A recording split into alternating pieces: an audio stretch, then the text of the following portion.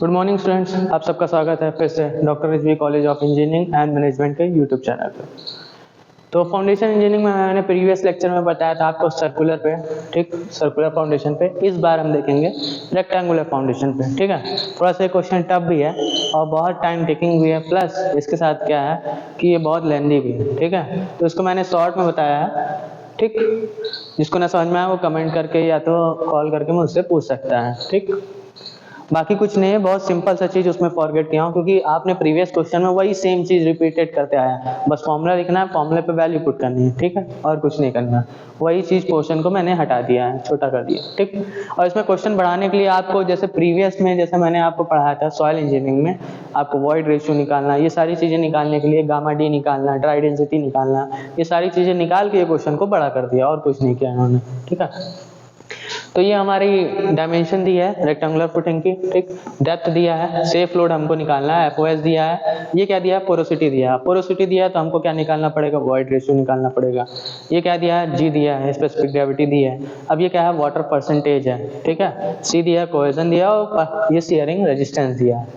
अब एन की मदद से हम क्या निकाल लेंगे, ई निकाल लेंगे। याद होगा आप सबको फॉर्मूला क्या होता है, E equal to N upon में क्या 1 माइनस एन, ठीक है। इससे हमारा निकल जाएगा क्या, ई निकल जाएगा। एन रखिए, निकाल लीजिए।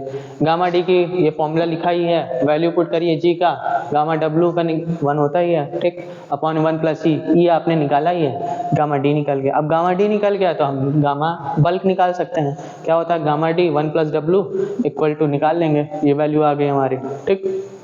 अब ले लेके वही फॉर्मूला फिर हम आते हैं CNC। इस पोर्शन पे ना जाइएगा फॉर्मूले के, ठीक है।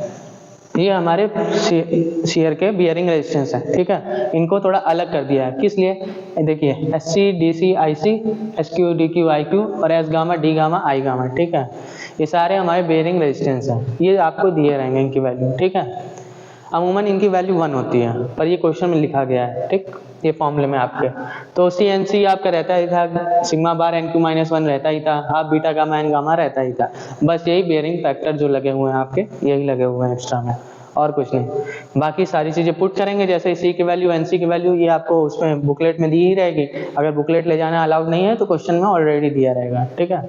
तो आप यहाँ वैल्यू पुट करेंगे, वैल्यू पुट करने के बाद हमको ये सारी चीजें प्लस करके मिलेगा कितना, 1115.89 किलोन्यूटन पर मीटर स्क्वायर, 1815.89 किलोन्यूटन पर मीटर स्क्वायर। अब ये हमारा नेट सेफ नहीं निकला है, ठीक है।